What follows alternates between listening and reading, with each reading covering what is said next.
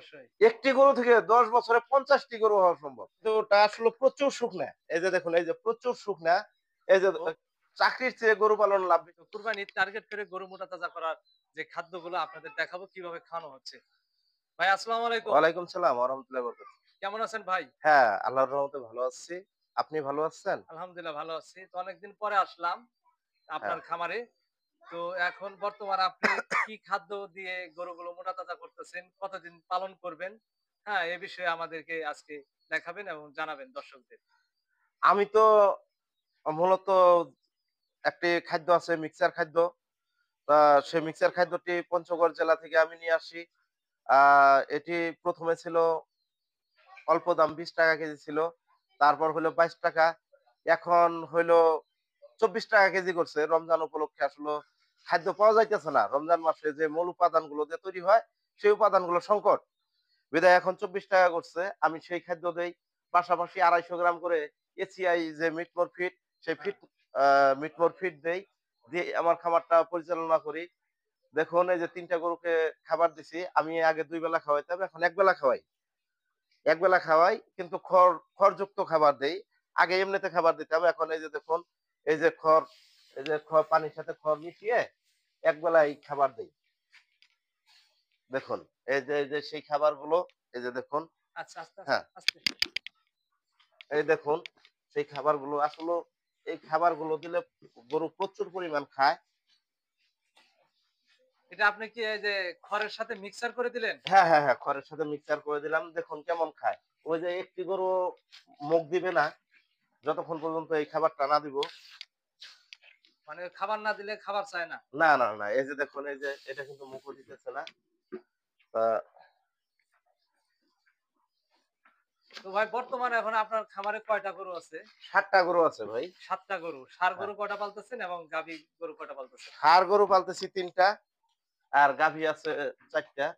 গাভী ৪ টা। হ্যাঁ, হ্যাঁ। তো এ বিষয়ে আমরা তথ্য নিবো। যেহেতু এখন খাদ্য খাওয়াচ্ছেন। তো দেখুন কিভাবে খাচ্ছে। বর্তমান ভাইয়ের খামারে ৭ টি গরু পালন করা হচ্ছে। ৩ টি ষাঁড় গরু আর ৪ টি হচ্ছে গাভী গরু। তো এই যে এখানে দেখুন, আরো এই খাদ্য যে নিয়ে খাবারগুলো আসতেছেন। দেখুন। এই যে খাদ্যগুলো দেখুন। হ্যাঁ। এটি খাদ্যটা আসলে প্রচুর শুকনা। এই যে দেখুন, এই যে প্রচুর শুকনা।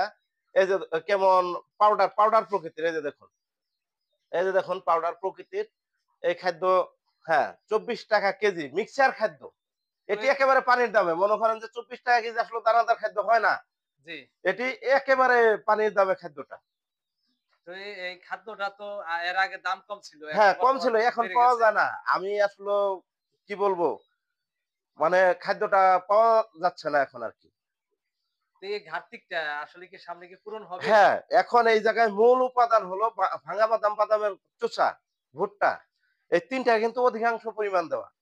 এই ৩ টা জিনিসই মনে করেন এখন সংকট। ভুট্টা এখন আসে নাই, ভুট্টার সিজন না। তারপর বাদাম সবেমাত্র মানুষ গাড়লো। জি। গাড়লো ২ থেকে ২.৫ মাস লাগবে এই ঘাটতিটা পূরণ হইতে। এই ২-২.৫ মাসে এই বাজারটা হয়তো থাকবে, কমবে, দাম কমবে। যেমন ৳২০ থেকে ৳২২ হইলো। ৳২২ থেকে এখন ৳২৪ করছে আরকি।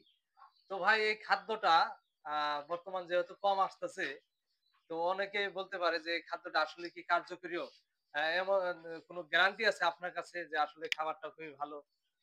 আমি ১০০ লোকের নাম্বার দিতে পারবো। ১০০ লোকের। যে জি, ১০০ লোক এই খাদ্যটা নিছে, এমনকি নিয়মিত নেয়। প্রতি সপ্তাহে, সপ্তাহে তারা খাদ্য নেয়। প্রতি সপ্তাহে। হ্যাঁ, ১০০ লোকের নাম্বার দিতে পারবো। এখন খাদ্যটা একটু সংকট, আমি দিতে পারি না। আমার যতটুক চাহিদা, দেখা গেছে চাহিদা হয় ১০ বস্তা, আমি দিতে পারি ১ বস্তা। জি, জি। এই এমন।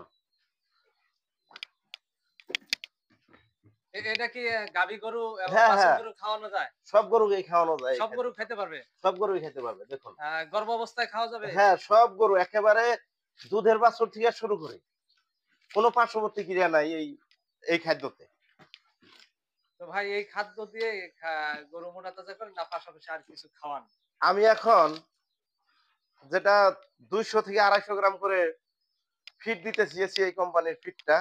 আমি খাদ্য বাড়াবো। আসলেও ৭ টা গরু তো অনেক ব্যয়বহুল। যদি মাসে ৳৩,০০০ করে একটা গরু খায়, ৳২১,০০০ দরকার। অবশ্যই। হ্যাঁ? এই কারণে তো ১ম অবস্থায় আপনি এই খাদ্যগুলো কতটুক পরিমাণ দেন একটা গরুর জন্য? এটা হলো ১ কেজি পরিমাণ ধরে এই ইয়াতে। আমি এই ১ কেজি খিলাই। আমি আসলে খরচে কুলায় উঠতে পারতেছি না। অনেক খরচ। খামারও পরিচালনা করতে হয়। তো দেখুন দিয়ে দিলাম গরুকে। সবগুলো গরু দেখুন কেমন খাইতেছে। এই যে নাক ডুবিয়ে দিয়ে খাইতেছে। এই যে দেখুন তো এই পাশে দেখতে পাচ্ছি ষাঁড় গরু বা এই ষাঁড় গরুর কিছু তথ্য আমরা জানবো। এই যে দেখুন এই যে এটা শেষ পর্যায়ে দেখুন। আসলে এই খাবারটার একটা বিশেষ গুণ।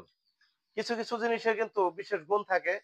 এই খাবারটার বিশেষ গুণ হলো এই আমরা ইসবগুলের ভুসি হ্যাঁ, হ্যাঁ। গুললে যেমন আঠালো হয়ে যায়, গাঢ় হয়ে যায়, এই খাবারটাতে মনে হয় যে দেখুন এই যে পানি গাঢ় হয়ে গেছে। এই খাবারটার এই বিশেষ একটা গুণ আরকি। এই কারণে খাবারটা অনেক ভালো, অনেক ভালো। আর গরুর স্বাস্থ্য তো একেবারে খারাপ না। দেখুন একেবারে তো খারাপ না। তো আমরা তথ্য জানবো যে আসলে ওই পাশের গরুটা কতদিন ধরে কিনছেন, কত টাকাতে কিনছেন? এটা কিনছি হলো ৩ মাস পার হইছে। আমি ৩ মাস পার হইছে কিনছি। ৳৫৬,০০০ দিয়ে কিনছিলাম এই গরুটা। ৳৫৬,০০০। হ্যাঁ, ৳৫৬,০০০ দিয়ে কিনছিলাম এই গরুটা। এটা কয় মাস? ৩ মাস প্লাস হইছে আরকি। ৩ মাস প্লাস হইছে। এটা টার্গেট কিরকম? তা ওয়াদাত ছিল তো, ওয়াদাত গরুকে তো আসলেও খাবার তেমন দেওয়া যায় না। এটা তো টার্গেট করছেন কি সময় বিক্রি করবেন? কোন সময়? এই কুরবানি পর্যন্ত সব গরুই। এখন আপাতত টাকার তেমন দরকার নেই। বিধায় একটা গরু ছাড়াবো না আরকি। ২০২৫ হ্যাঁ, ঈদুল আজহার হ্যাঁ, টার্গেটে পালন করতেছেন। কুরবানি তো টার্গেটে এখানে পালন ৩ করতেছি। টা গরু কুরবানির টার্গেটে পালন করতেছেন? হ্যাঁ, ৩ টাই? ৩ টে না আমার খামারে যত গরু আছে সবই? সবই কুরবানি টার্গেটে আমি পালন করতেছি এখন। কেন? কারণ এখন আপাতত আমার আ বিক্রির মতো অত নাই, ইচ্ছা নাই। হ্যাঁ, হ্যাঁ। তো কেন সম্পূর্ণ গরু বিক্রি করবেন? পরে আবার ঢুকাবেন নাকি? হ্যাঁ, আবার ঢুকাবো। গরু বিক্রি করব ঢুকাবো। যেমন এই যে এটা ছোট বাছুর কিনছিলাম। এটা এটা কততে কিনছেন? এটা ৳৪৩,০০০ দিয়ে কিনছিলাম। এটা ৳৪৩,০০০। হ্যাঁ, কয় মাস এটা পালন করতেছেন? ২.৫ মাস পার হইছে। ২.৫ মাস ধরে পালন করতেছেন। হ্যাঁ। তো বয়স কিরকম এটার? ও দাঁত অদাঁত। এগুলা শুধু এই গরুটার দাঁত ভাঙছে। শুধু একটি গরুর দাঁত ভাঙছে। একটি গরুর দাঁত ভাঙছে। এই গরুগুলোর আপডেট আমরা আরো ভিডিওতে দেখাইছি। তো অনেকটাই পরিবর্তন হয়েছে। এই গরুটার তথ্য দিবেন। এই গরুটা কয় মাস হয়েছে কিনছেন? এটা ৩ মাস ৫-৭ দিন হইছে কিনছে। এটা হলো ৳৩৪,০০০ দিয়ে কিনছিলাম। এটা ৳৩৪,০০০ গরু। হ্যাঁ, হ্যাঁ। এটা ৳৩৪,০০০ দিয়ে কিনছিলাম এই গরুটি। কত দিয়ে নিছিলেন এটা? ও সরি ৳৩৪,০০০। হুম। তো এটাও কুরবানির ঈদের টার্গেট। হ্যাঁ, সব মানে যত গরু আছে আমার সব এই একই টার্গেট আমি পালন করতেছি। বেকারদের উদ্দেশ্যে যদি আপনি কিছু বলতেন, অনেকে বেকার রয়েছে। গরু উম পাললে লাভ হবে না চাকরি করলে লাভ হবে? ঘটনা হলো চাকরির চেয়ে গরু পালন লাভ বেশি। আমি চাকরি করতাম। আমি আনসারে চাকরি করতাম। তো মানুষ অতটা মূল্য দিত না আনসারের চাকরিতে। তা যাই হোক চাকরি করে আমি র‍্যাংক লাগিয়ে ক্যাম্প ইনচার্জ হয়েছিলাম। আনসার কমান্ডার হয়েছিলাম। তা সেই জায়গায় থেকেই যখন আনসারে চাকরি করছি তখন থেকে আমার একটা আশা ছিল আমি গরু পালন করব। একটি খামার দিব। তো বেকারদের উদ্দেশ্যে কিন্তু কথাটা বলতেছি। আপনারা মনোযোগ দিয়ে শুনবেন কথাগুলো। যে আমার জীবনের গল্পের সাথে আপনি জীবনের গল্প মিলিয়ে নেন। আপনিও সফলতার দ্বার প্রান্তে পৌঁছে যাবেন। এই অনেকে প্রবাসেও রয়েছে ভাই। হ্যাঁ, প্রবাস থেকে এসে ভাইয়ের প্রবাসে থেকে যারা শুনতে চায়। আছেন তারাও এই ভিডিওটা দেখবেন মনোযোগ সহকারে শুনবেন যে আমি চাকরি করতাম, রেশন পাইতাম, বেতন পাইতাম। অনেক সুখের একটা চাকরি ছিল। আমি কমান্ডার ছিলাম, ক্যাম্প ইনচার্জ ছিলাম। তো দায়িত্ব বুঝেনই তো একটা ক্যাম্পের প্রধান ছিলাম। তো সেই জায়গায় থেকে আমি বেরিয়ে আসছি। কারণ আমার ভালো লাগে না। এখন আমার খামারে ৭ টি গরু আছে। মূলত ২ টি গরু দিয়ে আমি শুরু করছিলাম। মাত্র ৳৬৭,০০০ দিয়ে ২ টি গরু ক্রয় করছি। অনেক তিলে কষ্ট করে টাকা জমিয়ে এই গরু ক্রয় করছিলাম। ৮ মাস গরু ২ টা পালার পরে ৳২,৫০০০০ গরু ২ টা বিক্রি করি। তখন থেকেই আমার মনের একটা অনুপ্রেরণা তৈরি হয় যে আমি আর চাকরি করব না। অন্যের গোলামি করব না। তো আগে কিন্তু আমি চাকরিটা ছাড়ি নাই।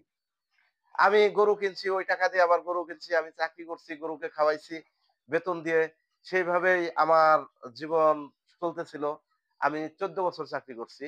১৪ বছর চাকরি করার পরে হঠাৎ করে যখন আমার চাকরি ছাড়ার মতো এবিলিটি হয়ে গেছে, তখন আমি চাকরিটা ছেড়ে দিছি। এখন এই ১৪ বছরের সফলতার মধ্যে মানে আসলে এখন হচ্ছে কিন্তু সফলতার গল্প। যে বেকার ভাইরা কিভাবে সফলতা অর্জন করবেন। এই খামার করে 14 বছরে আমি অনেক কিছুই করছি। বাড়ি করছি, গাড়ি করছি। ঠিক আছে? তা এখন আল্লাহর রহমতে আর কোন সমস্যা নেই। এই খামার করে। আপনারা যারা বেকার ভাই আছেন, যারা প্রবাসে আছেন, যারা অন্যের চাকরি করতে, অন্যের গোলামি করতে ভালো লাগে না। আমি সবাইকে বলতেছি না, অনেকের ভালো লাগে চাকরি করতে। জি, জি। হ্যাঁ, অনেকের ভালো লাগে তারা করবেন। যাদের অন্যের গোলামি করতে ভালো লাগে না, চাকরি করতে ভালো লাগে না, নিজে একটি খামার দেন। দেখুন কত সুন্দর জীবনযাপন, জীবনযাত্রার মানটাই চেঞ্জ হয়ে যাবে। মানে কারণ উদ্দেশ্য আপনার একটা হ্যাঁ, কথা বলতেছেন যে যারা বেকার আছে তাদের জন্য, তাই হ্যাঁ, না? যে জীবনযাত্রার মানটাই চেঞ্জ হয়ে যাবে। আপনি বেশি তো দরকার নাই। এত বেশি দিয়ে কি করবেন? মাত্র একটি গরু দিয়ে শুরু করুন। একটি গরু দিয়ে শুরু করেন। সেই একটি গরু আপনি লালন পালন করেন। ৩ মাস পালেন দেখবেন যে, যে টাকা দিয়ে কিনছেন তার চেয়ে ডবল বিক্রি। তা আপনি ছোট্ট একটা চাকরি করতেছেন। সেই চাকরির টাকা আপনার জমানো সম্ভব না। ও পরিবার চালাইতে হবে, আপনার নিজে চলতে হবে। কয়েক মাসের টাকা জোগাড় করেন, করে একটি গরু কিনেন। একটি গরু কিনে দেখুন আপনার কিন্তু ওই দিন চলেই যাবে। আপনারা যারা বাজে খরচ করতেছেন দিন কিন্তু চলেই যাবে। জি। তো একটি গরু কিনুন। একটি গরু কিনে লালন পালন করুন দেখবেন ৩ মাস পরে ডবল লাভ হয়ে গেছে। তখন কিন্তু আপনার চাকরির চেয়ে এই একটি গরু থেকে চাকরিতে যে টাকা বেনিফিট আসবে, সমপরিমাণ বেনিফিট আসবে। এভাবে আপনি একজন খামারের মালিক হতে পারেন। আমার সবসময় এই বক্তব্য এতটুকুই। বেকার ভাইদের জন্য প্রবাসে যারা আমরা আছি, তারা অনেক কষ্ট করে প্রবাসে থাকি। দেশের মায়া ত্যাগ করে, ফ্যামিলির মায়া ত্যাগ করে তারা আপনারা এই আমাকে দেখে হলেও আপনারা মনের ভিতরে অনুপ্রেরিত হয়ে আপনারা খামার করতে পারেন। কোন সমস্যা নেই। তবে আপনাদের আগে সিস্টেম করতে হবে। আপনি হুট করে প্রবাস থেকে চলে আসলেন, আইসা বললেন যে আমি খামার করব। তখন লস খাবেন। আপনি প্রবাসে থাকতেই খামার করুন। খামার করুন। হ্যাঁ, হ্যাঁ, শিখতে হবে, আগে জানতে আগে হবে। আপনি জানতে হবে, শিখতে হবে।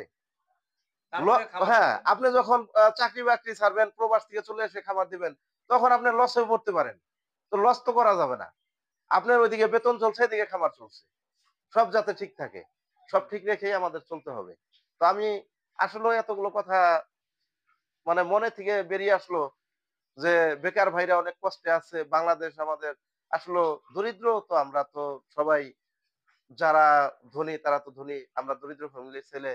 তা আমরা যদি কিছু করতে পারি, এলাকার লোকও ভালো বলবে। আমরা বিশ্বের কাছে মাথা উঁচু করে দাঁড়াতে পারবো। আসলে খামার, একটি খামার করলে তো ছোটখাটো বিষয় না।